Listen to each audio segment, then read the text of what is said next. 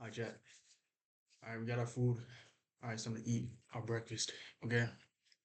Right now, we're gonna react to we got us on some whatchamacallit, some with the camera. There we go.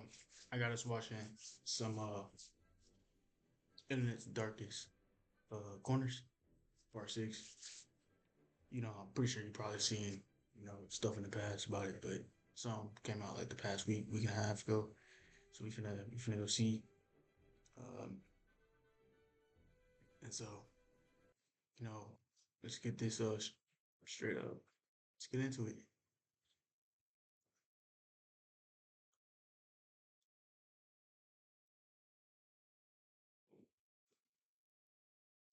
Let me get the tab real quick. It's 9 a.m. on May 18th, 2024. Residents of Charlotte, North Carolina wake up to the smell and sight of black smoke billowing up into the sky. The source: a massive 7-story apartment complex, home to 239 luxury units, or at least what should have been luxury units. Yo. At the time, the structure was still under construction, meaning that thankfully no residents were living there. But this in and of itself presented two major problems. The first was that, in its current state, the top 5 floors were primarily just the bones of the structure, made almost entirely of wood and insulation, making the building as a whole extremely flammable. Meaning that, That is although the true. fire had That is started out true. relatively small, it was quickly going to consume the entire complex if it wasn't put out quickly. Which brings us to the second and even more glaring problem. The building was actively under construction when the fire started, and that morning, 17 construction workers had clocked in, all of whom were now in grave danger. And by the time the firefighters arrived on the scene, God, Lee, like the whole floor, like this don't look like the top floor. That looks like the whole building. Like top five. Look, the situation you got fire here on the was bottom. already dire. On the bottom. And so firefighters rushed in, finding a large group of the employees and leading them out to safety. Though Oh, when they made it outside, they made the horrifying realization that they had only found 15 of them. Somewhere within that labyrinth of burning wooden walls, 2 men were left behind, trapped and calling out to anyone who might labyrinth of chat, my burning fault, wooden chat. walls. 2 men were left behind, So they trapped and left calling behind out two to anyone who dudes. might hear them. And these pleas weren't just being made to those on the scene, as in the following minutes, one of the trapped men, 30-year-old DeMonte Sherrill, would take out his phone, open up Facebook, and go live, revealing the horrifying Mm. reality that both he and his friend had found themselves in. Somebody send help. We're in South Park. Help! Today, we're going to be showing our friends the basics of the internet, and we thought you might want to come along. You gotta do it now. Now or never. If you own a computer, here's how to get the most out of it. Watch this. Watch this. Watch this.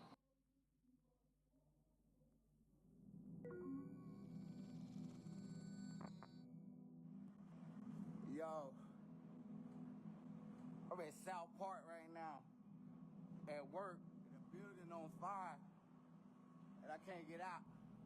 The stream showed DeMonte Sherrill and his friend Reuben Holmes somewhere deep within the prospective apartment complex, and though the fire hadn't yet reached them, the smoke certainly had, blanketing them in a thick, impenetrable fog, not only making breathing extremely difficult, but also making it nearly impossible for rescuers to see them. It's getting harder and harder for them to see us. We're gonna have to stand out here and see.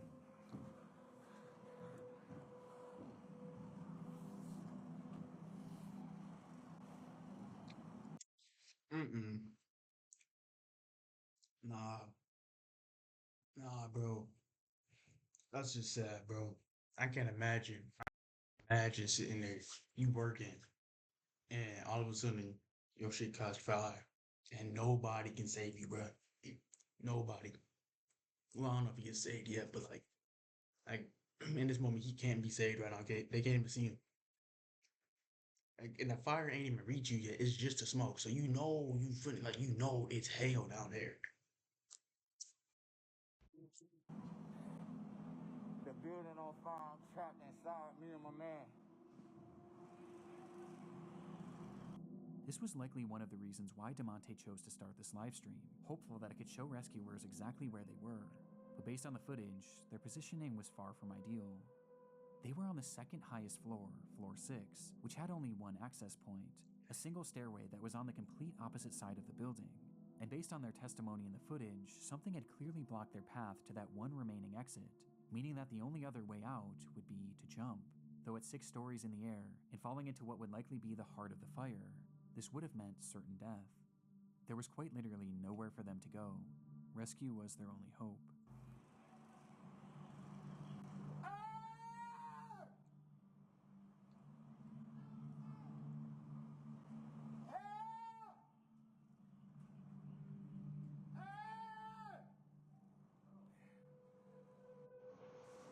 Yo, this building is on fire.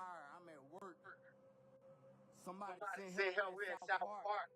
Seemingly realizing this, DeMonte began to grow more desperate, yelling out into the void of smoke, while Ruben could be seen in the background waving his phone flashlight, with both men doing anything they could to help rescuers find them. Before... Don't tell me. Don't tell me. I don't want to know. Don't tell me. I don't want to know.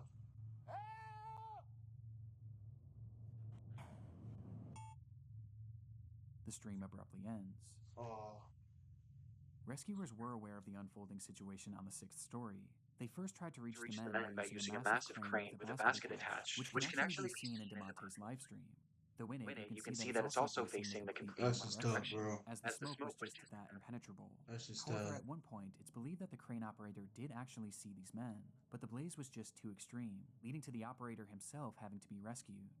This left only one real option for saving DeMonte and Ruben. They were going to have to go in after them. And so they climbed that stairway up to floor 6 and started their trek to the opposite end of the structure. Though before they could even make it halfway, the rescuers were relegated to a slow crawl, as the inferno around them raged more and more intensely, and the smoke grew thicker and thicker. Though that's when they began to hear screaming. Somewhere, lost in that maze, Ruben and DeMonte were yelling as loud as they could for help. This sound was a sign that they were getting close. Though just then, rescuers would be met with another sound.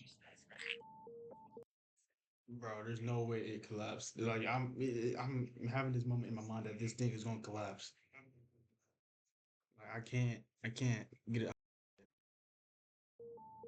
All companies working 77 I drive, don't know. evacuate structure per command. All companies working 7741 Liberty Road Drive, evacuate structure. Command all companies, this will be defensive at this time. We'll be ready for this side to collapse. Everybody get out of the collapse zone. Confirming you are coming out, but you're not out of the building. 10-4, we are on our way out. With the order being made for all of them to evacuate, as by this point, the structure was engulfed in flames, and a collapse was imminent. The firefighters tried to call out to the team in one last attempt to guide them towards rescue, but they never came. In fact, at that point, the structure fell eerily silent. They would leave that structure without DeMonte or Ruben, and minutes later, the fire consumed the entire building, with the temperature inside reaching 2,000 degrees Fahrenheit. Before It collapsed. it would eventually topple to the ground. And inside, DeMonte and Ruben would become the sole fatalities of this catastrophe. Yo, I'm in South Park right now. At work, the building on fire, and I can't get out. It's getting harder and harder for them to see it. Knowing how the story ends, Bro, I feel like they said the firefighters. So the firefighters heard them, but they got a radio message that I don't know, bro. It's literally like, what do you choose? You either choose saving the people or going to save the people and the building may be collapsing, or you save yourself and just wait for the building to collapse.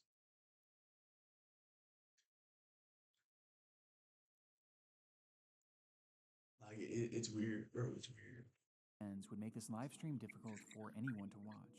But what I find most upsetting about it is that the majority of those who initially watched this were his own friends and family that followed him on Facebook, Oh, with they these didn't do viewers anything? including his own mother. And a lot of Oh. them probably had no idea he even worked this job, as he had just been hired that week. His brother had also caught the stream as it was happening and actually rushed over to the scene where he pleaded with the firefighters to watch the footage. But despite doing the best they could, there was just too much working against them to. So y'all got oh nah. Someone gotta get fired. Someone getting fired. You're telling me dude comes up to you video proof of people stuck inside. He like, hey bro, relax, bro. We can't do relax, bro. Hey, back away, bro. Save DeMonte and Ruben. Following an investigation into the fire, it was discovered that the crew was using an organic foam insulation, which was known to be extremely flammable and produce thick black smoke.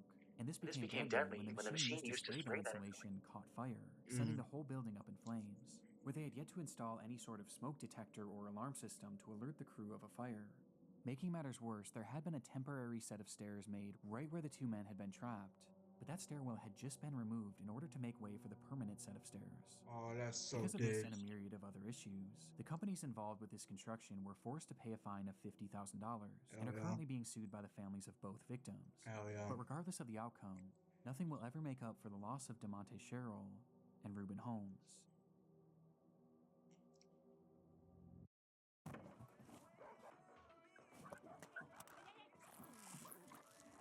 What the hell? I looked down for two.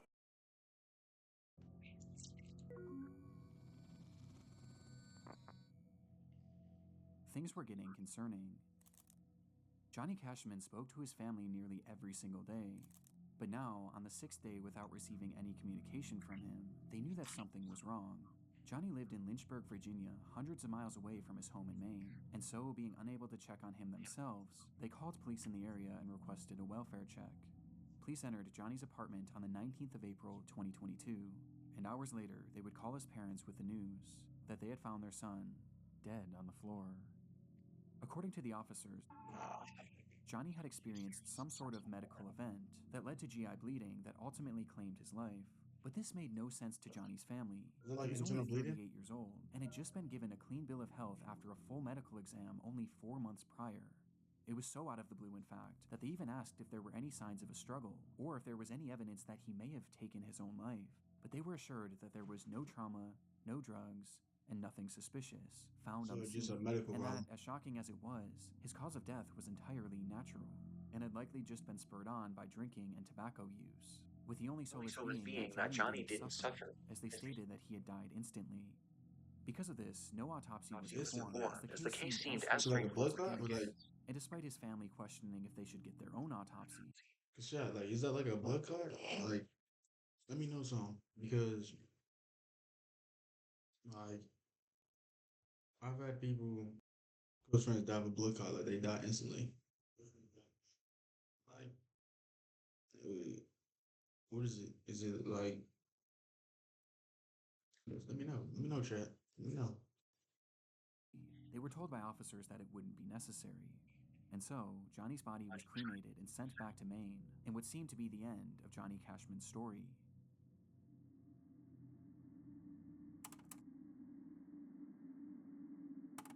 10 days after Johnny's body was discovered, his ex-girlfriend and her mother made their way back to his apartment in order to retrieve some of her belongings.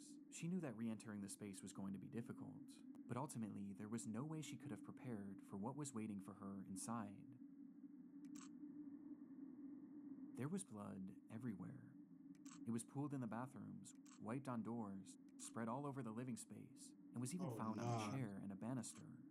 But the most horrifying part of it all was the walls. They were covered in splattered blood, which revealed long, streaking handprints. It was something straight out of a horror movie, and although Johnny's cause of death was deemed natural, what they found in that apartment seemed anything but. Naturally, what? What? What's natural about his death? Dude just got fucking like, bro. He got rocked. What are we talking about? Natural, like, buddy. It looks like he went up against a top head supervillain, and God, it did not make it. But we talking natural though. We talking, oh yeah, that's natural. Happens every day here in Cluckerville. Like what? That bro just versed some like dude. He Dude, he got massacred in his own building, his own crib. And we talking about some, it's a natural death. He died instantly though. It's not bad. Like what? Traumatized by what they were witnessing, the pair snapped multiple photos of the bloodshed and ran out of the unit, directly into Johnny's neighbor. This neighbor Good. revealed that they believed something far worse than a medical emergency had happened to Johnny, as Oh they had a no, security shit. camera mounted to their door which faced Johnny's unit. And on the day of his passing, it captured something incredibly disturbing. Oh shit, I can't eat. 3 p.m.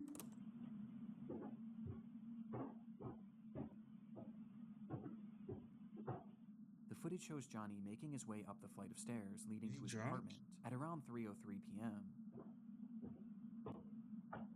He's struggling to walk. He's drunk.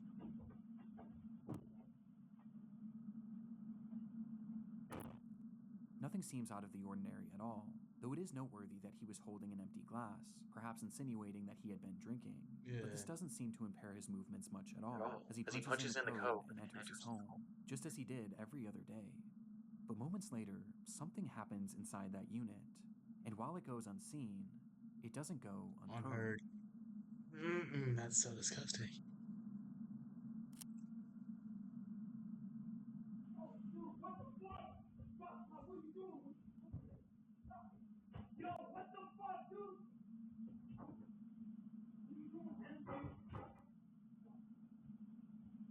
Somebody in his crib?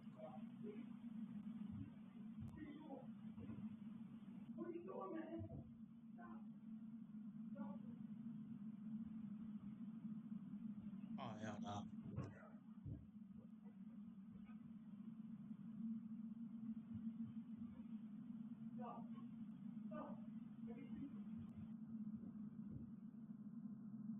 The audio seems to depict a man yelling, asking repeatedly, "What are you doing?" and begging for something to stop.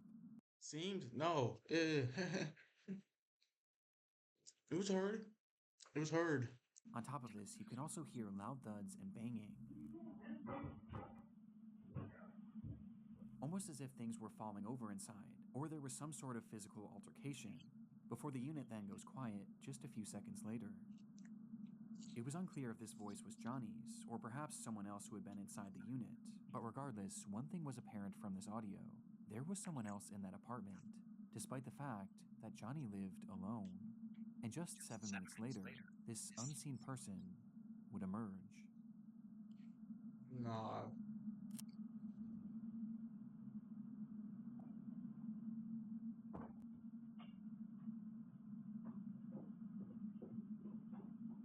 This clearly wasn't Johnny, and after leaving the unit, the anonymous man nearly makes it out of the building before he seems to change his mind.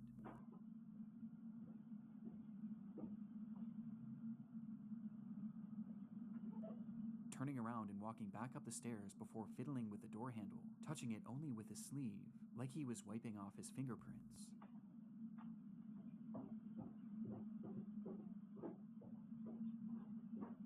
He then walks down the stairs and stops once again, where he seems to be in a state of shock over whatever had just transpired, before he composes himself and walks out of the building. But the footage wasn't quite finished yet. Where's the footage of him walking into the building? Like we have Johnny walking into the building, but where's the footage of him walking into the building? Like we got the footage of Johnny walking in, and we got the footage of the culprit walking out, but we don't have the footage of the culprit walking in. It's like you're telling me dude was just posted up on his living room couch,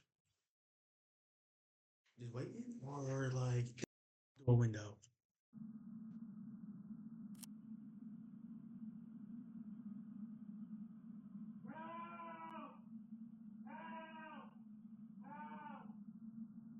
Just 1 minute later, you can hear Johnny shouting for help from inside the apartment, to which moments after, he stops, and no further sound or activity would come from Johnny's unit until police arrived 5 days later. The footage and the scene at the apartment seemed to contradict what Johnny's family had been told about his death. The blood Okay, so one, either, either, either the cop is sincerely blind, okay, and just said, dead body.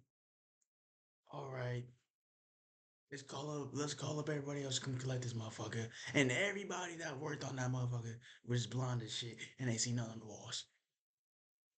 Oh, that must just be new paint. Or two, the cop walked in, said, "Damn, that's a whole bunch of paperwork," and said, "Yo, y'all, it's Friday. They got happy hour in an hour, so let's wrap this up." Cause like, how do you skip all this? Blood all over made it obvious that Johnny's death had not Unless happened. unless the unless the blood, like unless the blood literally spawned in after, you know, you guys did all your things and you guys left. Because that makes no sense. In an instant. And this, coupled by the presence of this unknown man who was clearly distraught and wiping off his fingerprints, as well as the sound of the apparent struggle inside, seemed to point towards something much more sinister than what was initially conveyed to the family. Well, duh, yes. But even with this footage, They police still said believe dude that Johnny's death literally was just due sat to a there medical and emergency, died. as they quickly Just changed their initial story, saying that the blood spread was due to uncontrollable vomiting, and that oh, Johnny had in fact likely suffered, at least for a short while. But this medical emergency wasn't elaborated on, as they didn't truly know what caused it, as no autopsy was ever performed, nor could one ever be performed, as by this point, Johnny was already cremated, and cremated because of the officer's initial statements. nah, nah, nah. That officer has to be in on it. The officer has to know the dude that did it. The officer has to know something. Because there's can't just be no coincidence. This can't be a coincidence that you can't find anything wrong with the body because it's cremated. And the only thing you have to go off of is the cop that bullshitted you and said he just died. It's still like GI bleeding, you know, just died. And then like who picked up the body? Like the people that came in picked up the body. You're telling me they just said dude was just like, here's $1,000, don't say shit. And they just picked it up? Like, So, if Johnny had actually been what murdered, happened? which the footage does seem to suggest, there was now virtually no way to prove it. Yeah, And what makes there's this no even different more frustrating is that law enforcement already had this footage. It was collected that very day, and they either didn't fully look through it or didn't think that this was overly suspicious. But everyone else surely did. And soon, this video began making the rounds online, leading to one Yeah. Nah, these cops gotta get sued. These cops gotta get sued and fired. It has to be an inside job. It has to be. This is the mafia boss type shit. Because who in the world is sitting there, literally, like the cops already had the video. You have the cop literally coming in and seeing it, turning a blind eye to it. Oh, he just died. Medical trauma. Instant death. And then, apparently now they already collected the footage. And you're telling me they just collected the footage? Said, hmm, oh, damn. He walks in, screams help for about 10 minutes. Okay, stops. Suspicious guy we didn't see come in walks out. Okay. And then, oh, here's Johnny on the ground, probably saying help, help. And then fatally dies. Huh. That guy that walked out earlier, was that like his babysitter? Maybe that was just the repairman. Maybe that was just the plumber. Yeah, that was just the plumber. Yeah. glaring question being What? asked: who is this man? As no one in Johnny's life recognized him. Well, it wouldn't be until May 11th that investigators would Sorry, finally this ID him filter he puts on his shit is so disgusting. as I Stephen can't fuck with Church. And upon being questioned, he revealed that he had Why is moved to everybody taking Lynchburg for awkward work, but the selfies? opportunity he had lined up fell through shortly after he arrived, leaving him with no money and without a place to stay, which is when he met Johnny, who offered to let him crash on his couch. He supposedly stayed with Johnny for 3 days, and described Johnny as an alcoholic who drank constantly, including on that fateful day. When Johnny arrived home, Stephen claims that he started drunkenly yelling at him about paying rent, which led to the two getting into a verbal altercation. But he insisted that this altercation never turned physical, and that he left immediately after. to which he quickly went back to clean his prints because he was afraid that Johnny would try and have him arrested for squatting. And having already racked up 2 felonies in his life, Stephen was paranoid about going back to jail. That is the dumbest law I've ever fucking seen.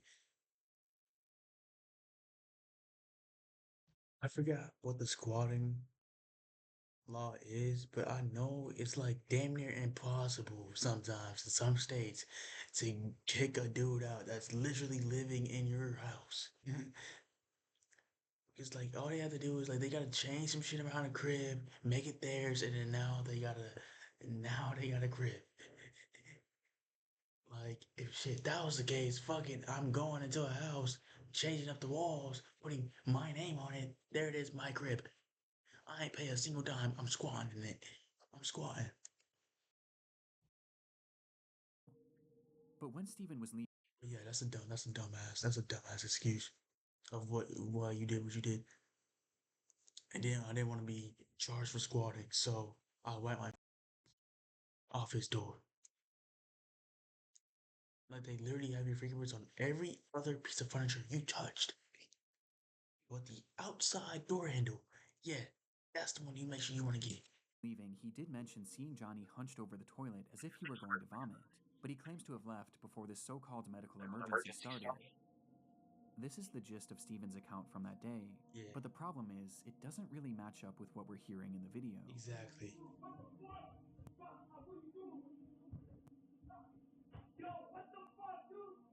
From the footage, we can hear everything going on in that unit, but at no Yeah, point do we hear any sort of an argument, nor do we hear anything about rent, with the phrases lending themselves more to a physical struggle rather than a verbal one. In fact, what the the whole fuck, time it dude? appears that Yo, we're what are you only doing? hearing one Yo. voice. But there is an exception.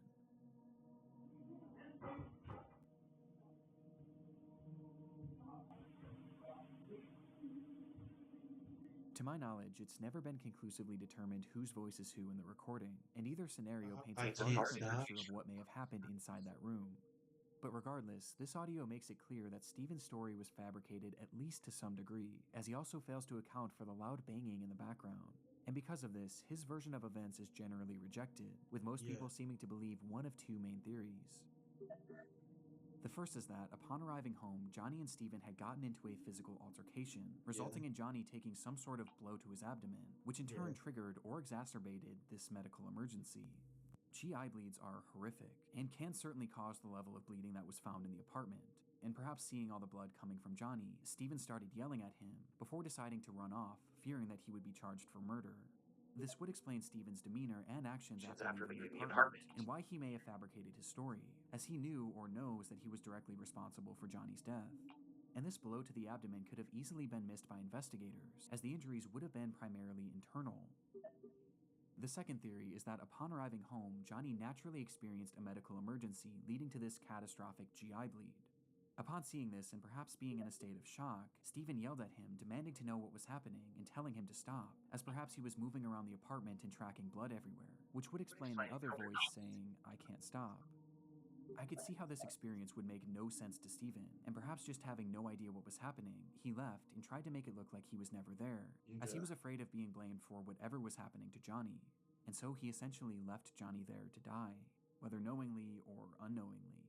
What bothers me about this theory is why 911 was never called, not only by Stephen, but by Johnny too, as his phone was found in the unit with blood on it, implying that he had it in his hand at some point, though it's possible that the massive blood loss just made him too disoriented. Both of these theories seem believable, or at least more so than the explanation that Stephen had given. However, in October of 2022, Johnny's case would officially be closed for good, with Stephen being cleared of any wrongdoing, as Johnny's death was labeled the same way that it always has been, a medical emergency that couldn't be further elaborated on, with the most relevant evidence being that Stephen's shoe prints were not found in the blood, but Johnny's were, implying that he had not been part of the struggle. But in my mind, this can be explained by both theories mentioned previously. Though regardless, without the possibility of an autopsy, this is likely where this case ends for good. yeah, But with this disturbing footage, I can't help but think that there was more to the story than we may ever know. yeah. That is tough. Yeah, sure. But they this tough. Tough. It's tough though.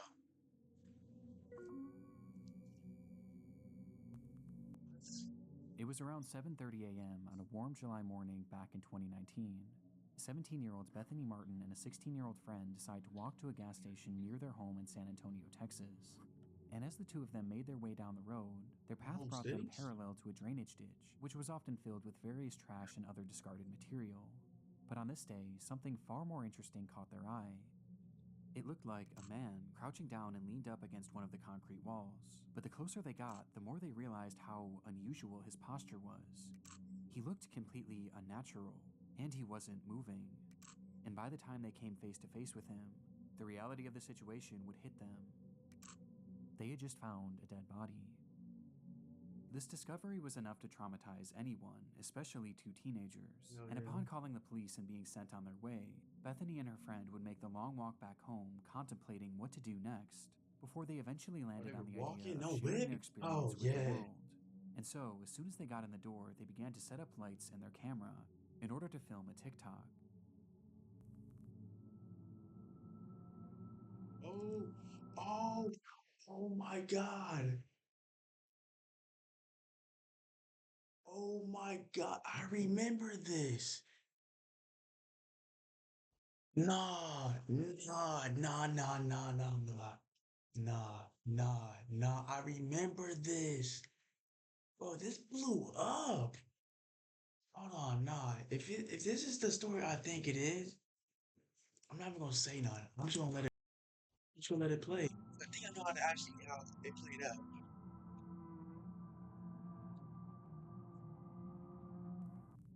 The clip showed the two sitting on a couch, appearing to be in a state of shock, with the words, "Us remembering we found a dead body this morning," plastered on the screen, offering Oh no yeah. other context aside from the description, which simply read, "I wish we were kidding. All respect to the family." Some offered sympathy for the girls, while others viewed their post as insensitive and exploitative. But others Yeah. weren't It even was convinced a it was little bit real, exploited. I partially remember the due to this beef. glaring lack of context. But any doubt of this post's legitimacy would be quickly thwarted by a discovery made not even one full day later, as it was revealed that this recording hadn't actually been the only video that these two girls had made on that fateful day. Only On their all walk to the gas damn. station, the girls had stumbled across the body of Damn. I only seen that TikTok. I didn't see any other TikTok. I literally didn't even see their profile. I literally saw that TikTok. I remember it. I remember it. It's like 25-year-old Marcus Adams, with the young man having seemingly perished earlier that morning, eh? with it being apparent that he had Why taken he his look own like life. why he look like But a upon dude I seen on finding TV before? Marcus, the girls weren't actually overwhelmed with sadness or even shock, as instead, their focus immediately went to something far different, as something on the man's body had caught their attention: his necklace. Yeah. The girls really liked it. In fact, the unnamed 16-year-old had said that it matched her fashion perfectly.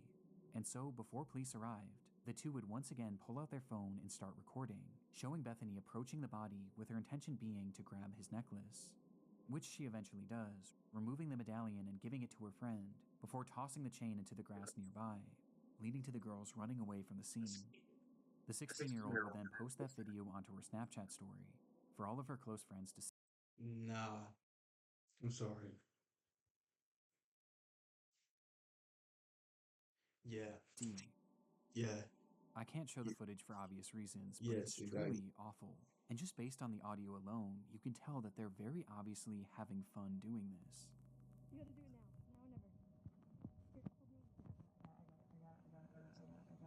Now or never. Oh my god, oh my god, oh my god. Oh my god, oh my god.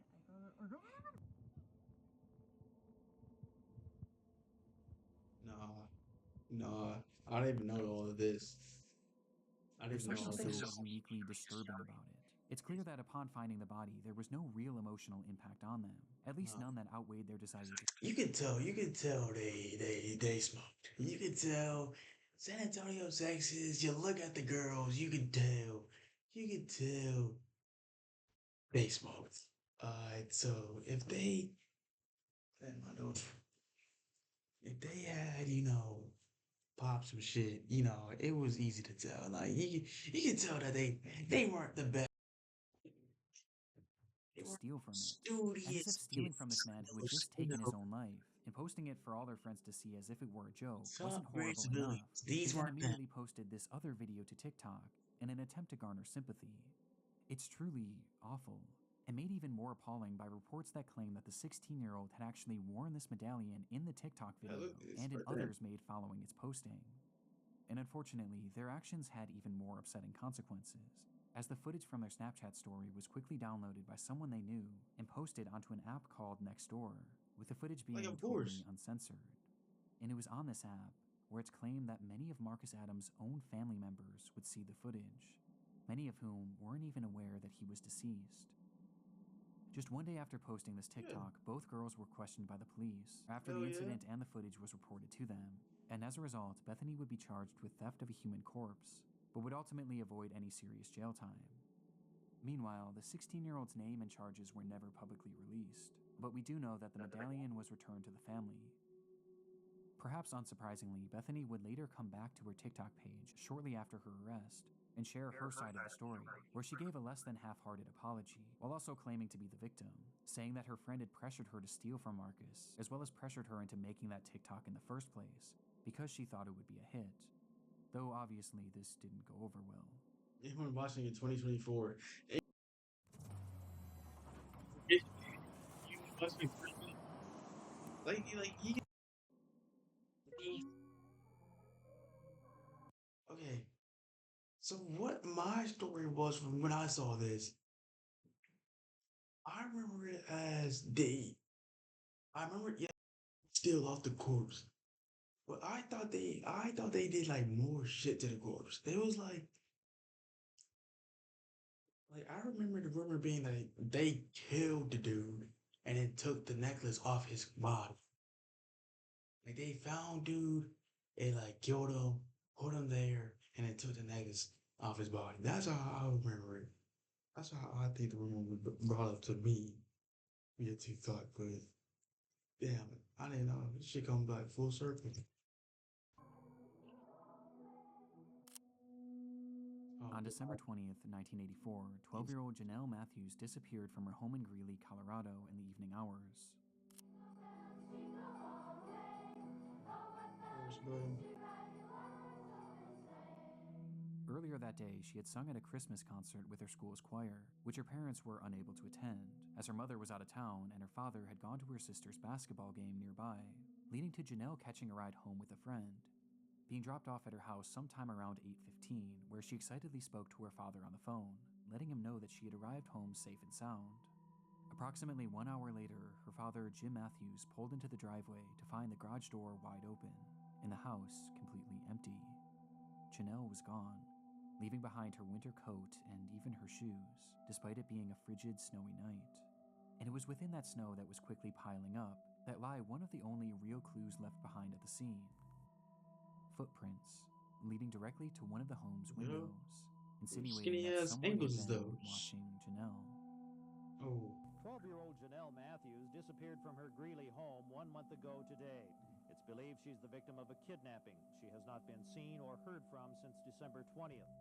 Her disappearance became a big news story almost immediately, with the whole community and really the whole country becoming invested in the fate of this girl, thanks in large part to her being one of the very first milk carton kids, meaning that her face and information about her disappearance was shown on countless milk cartons all across the country to get the word out.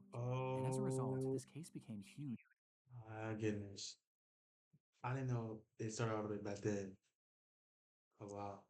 in the mainstream media, Oh wow. as I didn't even know that's how politicians it began started. to make note of Janelle's story, with then President Ronald Reagan mentioning the girl in one of his speeches. I learned about Jonelle Matthews of Greeley, Colorado, 5 days before Christmas. Jonelle disappeared from her home. Though even with this publicity, this didn't necessarily guarantee results, and soon months would turn to years, and eventually to decades. And all the while, Janelle's whereabouts remained a complete mystery.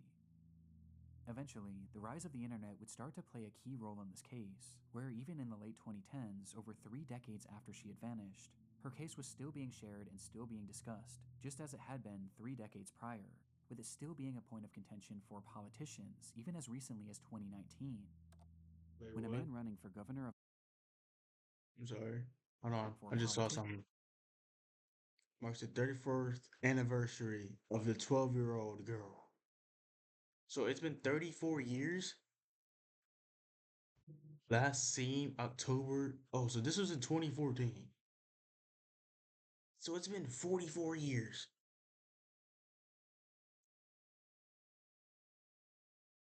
No, no, no. Not 2014. 1984, 34th. So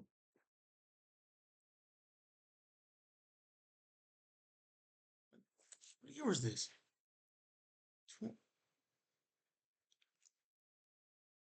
4, 2000, and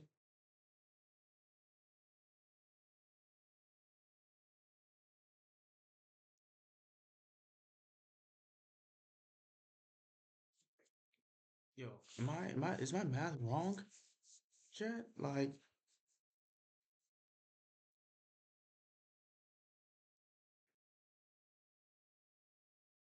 is this like 2014, right? Like tweaking?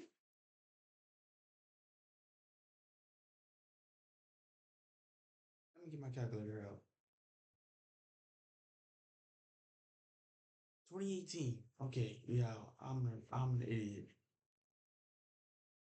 I'm an idiot, chat. I'm an idiot. I'm not gonna lie. I don't know how I missed that. But that was in 2018.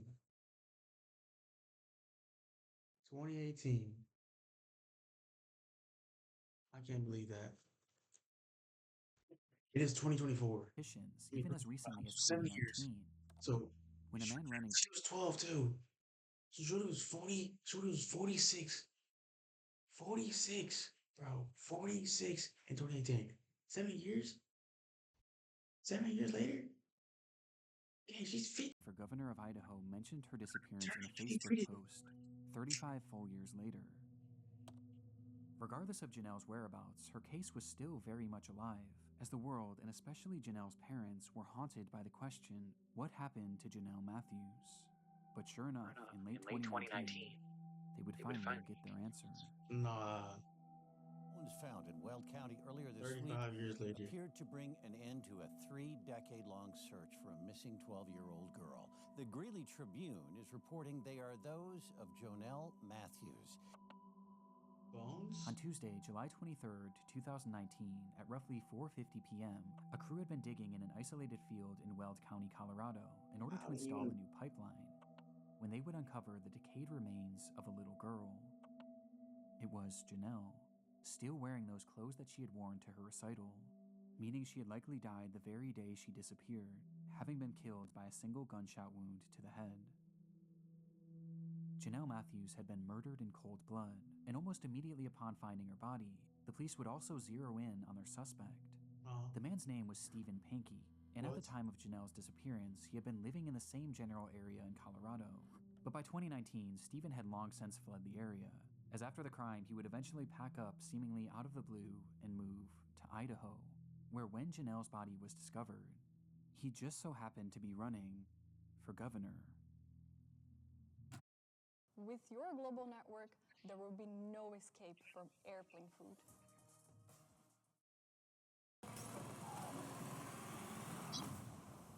Do y'all understand? Understand how you found him to be? Do y'all even understand how they found him to be the culprit? You just sat there. All you did was. And during his campaign, Pankey had put out a bizarre Facebook post about Janelle, calling for the Colorado DA to oversee a fresh investigation, as he stated that the local police had wrongly been focused on the theory that Janelle's disappearance was a child abduction and murder, which was quite convenient, as just a few months after posting this, he would be arrested for the abduction and murder of Janelle Matthews. Wow, how did they even figure out it was him? Police believe that Janelle had first caught Stephen's eye when he was working as a janitor at the church he attended, with this leading to him stalking her and eventually abducting her on that fateful night, where he threw Janelle in his car and ultimately ended her life, for no reason other than his sick satisfaction. He then proceeded to bury her in a field 20 miles away, in a spot that he was certain no one would ever find her. Now, the evidence supporting this is mainly circumstantial, but it is incredibly concerning. Just one day after Janelle's abduction, Panky decided to take his wife to California in order to celebrate the holidays with his parents, with this Okay. trip being completely unplanned, as his wife was only told of it literally the day of. And making things stranger, when they returned home, Stephen's car conveniently caught fire and was burned to a crisp, to which he offered no explanation for. But in response, he would take the car to a local scrapyard where it would be even further destroyed, taking any potential evidence along with it. But while this is all strange enough, please say that the main indicator that Stephen was their man was his clear obsession with Janelle's case. Shortly after the slaying, Stephen began listening and watching any news reports he could on Janelle's case, while also having his wife read every single article about the missing girl out loud, to which he would often have her repeat them over and over again. But his obsession didn't stop there, as he would then start frequently calling the police, wanting to talk to them about the case, even going as far as to give them potential leads, as he claimed to be fearful that he was going to be blamed for the crime, despite I'm sorry. These people don't even having seemingly never even met her. like what? Wait, like I'm sorry. I'm sorry. I'm sorry. You killed the girl. Dog short. You are a janitor. My fault. There's a car outside. But you are a janitor at the church or school, I think he said. You stalk her and then you kidnap her, kill her for no reason other to fulfill your sick fantasy. And then you go to California with your wife to visit family.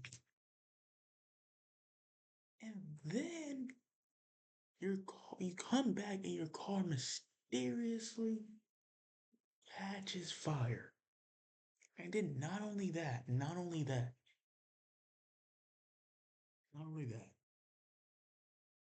you sit there and the only reason you got caught is because for some reason in your sick head, the girl being dead wasn't enough for you. The girl being dead wasn't enough. It was like you wanted something to be like said about the case. You wanted the case to be solved, but not really solved. It's like it's either that or you dead ass wanted to be caught. And it was during some of these many unusual phone calls.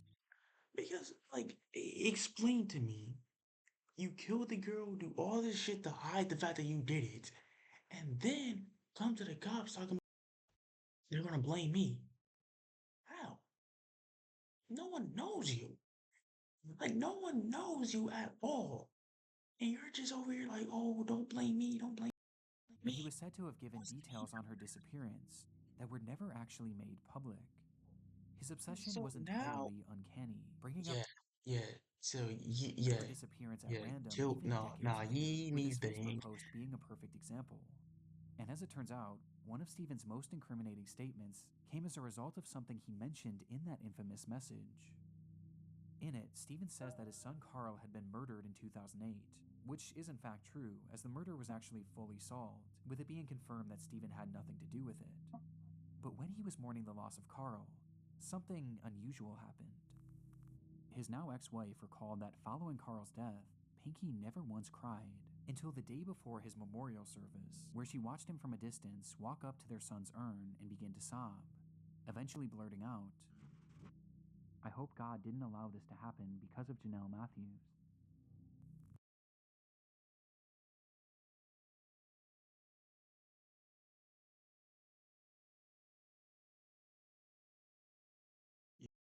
Wrap it up.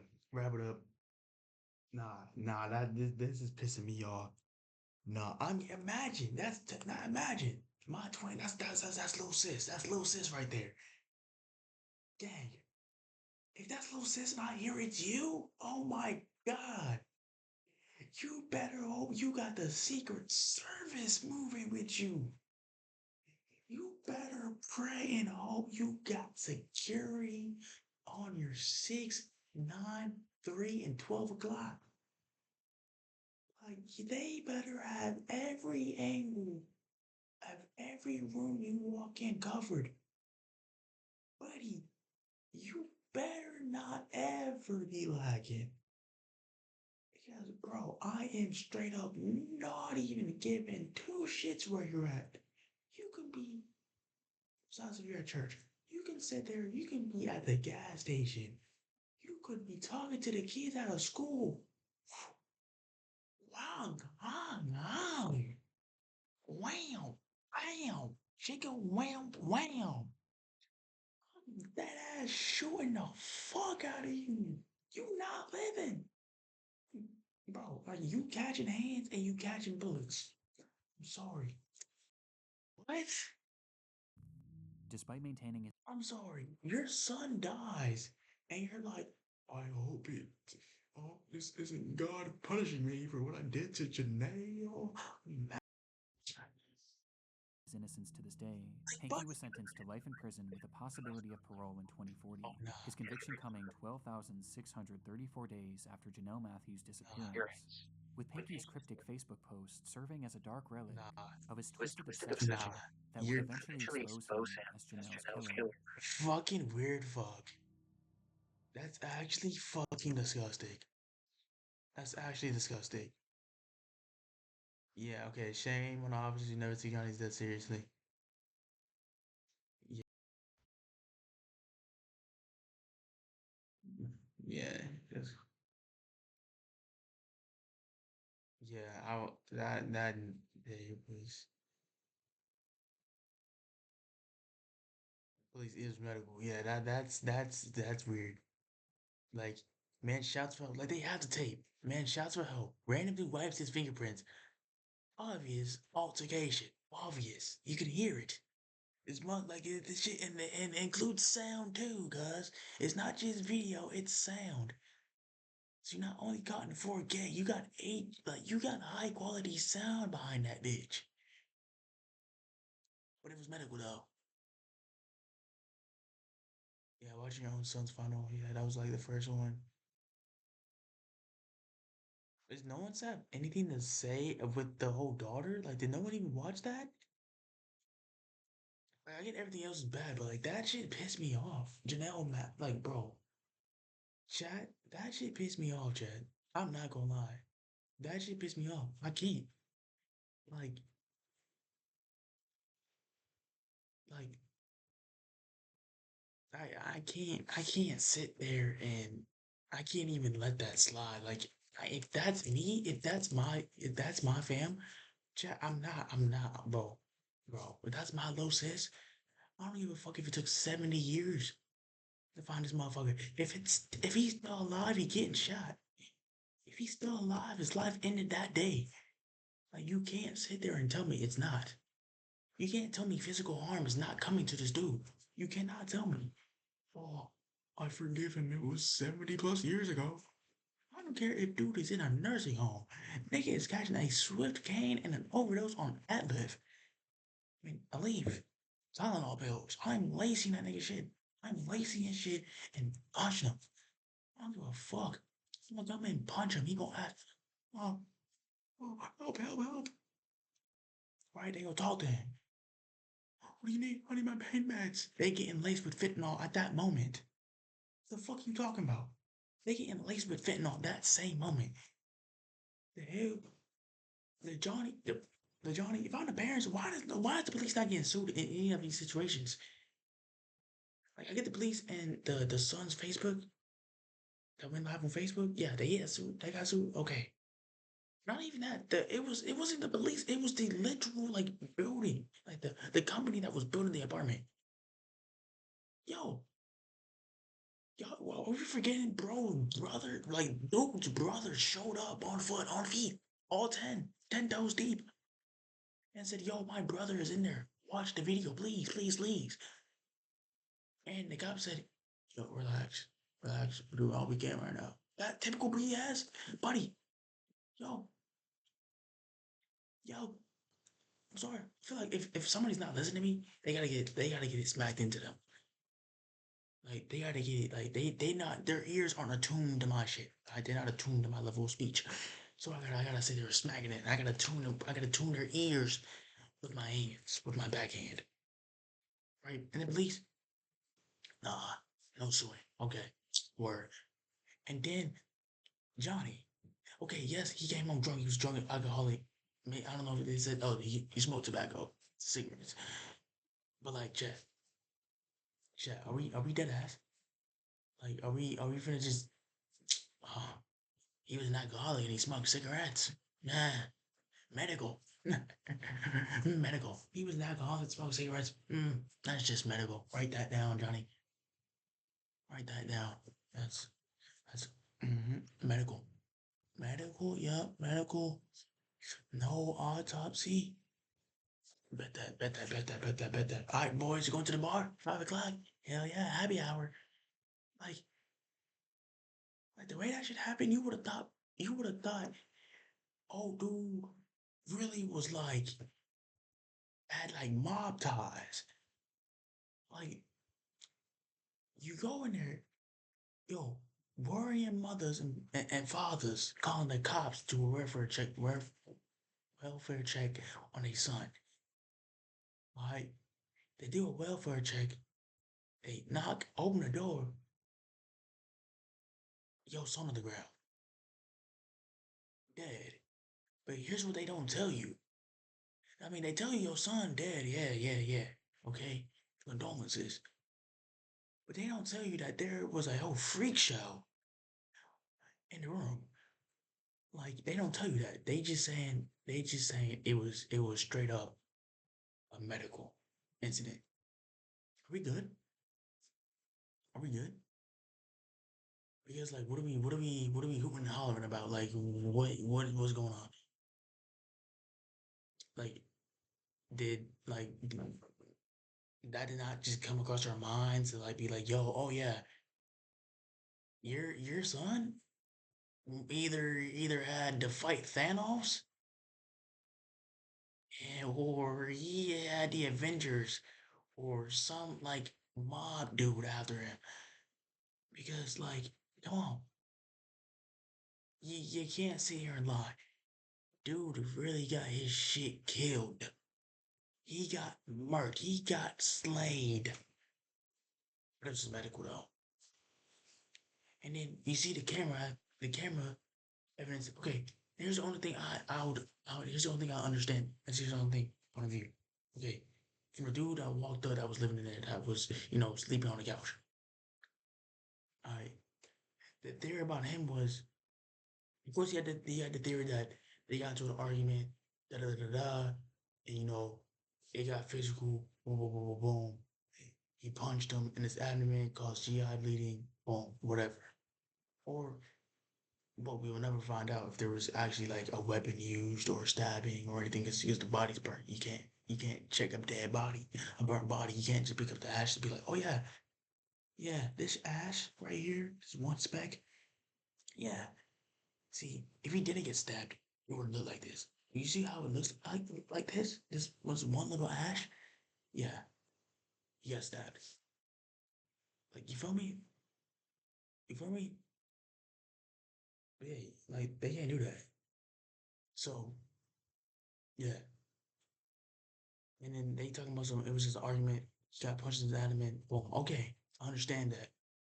And the second one was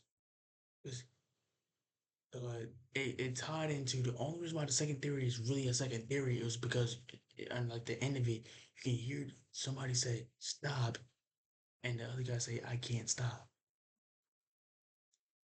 So what's going on is saying that they got into it, pushing some shit, or dude came home sick. They're saying dude came home sick, and the other guy like he came in there doing all this throwing up bullshit, right? And the other guy was in there talking about some, yo, stop, what are you doing? Yo, what the fuck, what are you doing? Yo, right? Trying to be like, yo, why are you destroying the whole space that we got with your blood? And then when he said stop, Johnny, they got thrown up. Well, I got allegedly thrown up. Was like, I can't stop. So that's why. That's why that theory's a thing. But Chad, I hope this never happens to any of y'all. I hope y'all live great, prosperous lives. So yeah, that's gonna be all for me. All right. Uh, I'll see y'all. You know, it was just